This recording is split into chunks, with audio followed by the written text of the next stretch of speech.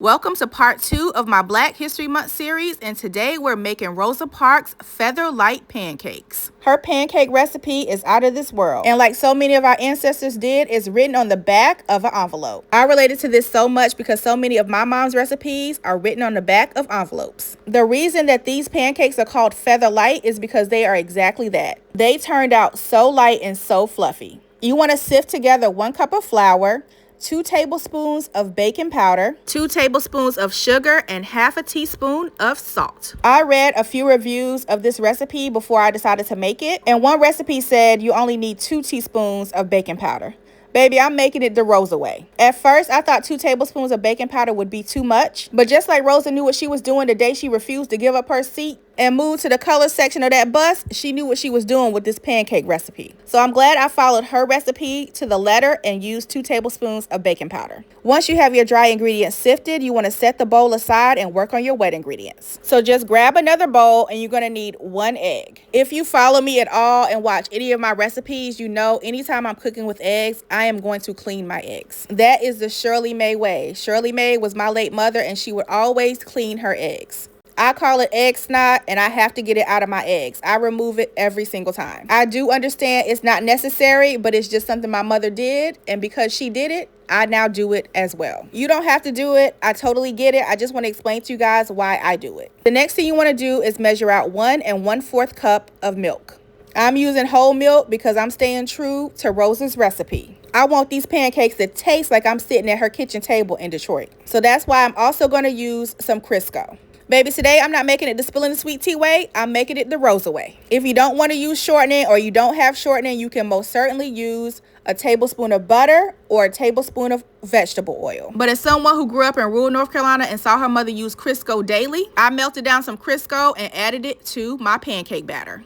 Now, the secret ingredient to Rosa Parks pancakes, baby, was peanut butter. I know, I am floored too. Peanut butter. She added 1/3 cup of peanut butter to her batter. I initially thought maybe I should melt my peanut butter in the microwave, but then I said to myself, I know Rosa didn't have no microwave, so I just got out my whisk and whisked the peanut butter really well with the butter and the eggs. This recipe calls for no cinnamon, no vanilla extract. The flavor of the peanut butter is very subtle, not overpowering, and it was absolutely delicious. Once you have your peanut butter well incorporated with your eggs and your milk, you just want to add your wet ingredients into your dry ingredients. If Rosa Parks was still with us, she would be celebrating her birthday on February 4th. She is known as the First Lady of Civil Rights and the mother of the freedom movement. Although she wasn't the first person to resist bus segregation, the NAACP thought she was the best candidate for seeing through a court challenge after she was arrested for not giving up her seat. Her defiance helped inspire the Black community in Montgomery, Alabama, to boycott the buses there for over 1 year. Rosa Parks became an international icon of resistance to racial segregation. She worked alongside civil rights leaders such as Edgar Nixon and Martin Luther King Jr. During that time, she was a seamstress at a local department store, but she was also the secretary of the Montgomery chapter of the NAACP. Because she stood up for what was right, she definitely suffered. She was fired from her job and she also received death threats. But she didn't let anything or anyone get her down. She kept pressing on for civil rights and even continued her work once she moved to the city of Detroit. From 1965 to 1988, she served as secretary and receptionist to John Connors, who was an African-American U.S. representative, and while working for him, she still remained active in the Black Power movement and supported political prisoners in the United States. When asked about that day and what occurred on December 1st, 1955, Rosa Parks said this: "When the bus driver saw me still sitting, he asked if I was going to stand up, and I said, no, I'm not. And he said, well, if you don't stand up, I'm going to have to call the police and have you arrested."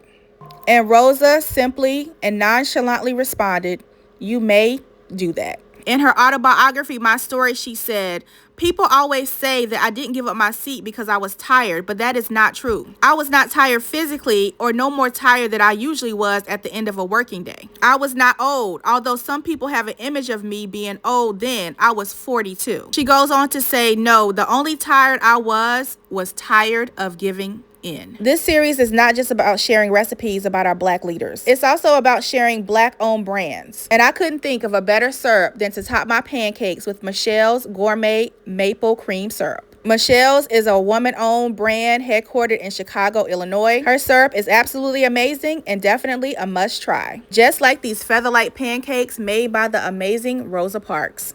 I topped mine with a few slices of fresh banana, and that combination was so good. These pancakes came out so light and so fluffy and so flavorful. I never would have thought to add peanut butter to my pancake batter, but I'm so glad I have tried Rosa Parks' recipe. I think it's important that we know our history so history does not repeat itself, which is why I'm doing this Black History Month series, to not only shed a light on so many Black prominent leaders who helped move this country forward, but to remind all of us that the fight still continues. It's been 70 years since Rosa Parks refused to give up her seat, and yet in 2025, the fight for equal treatment continues.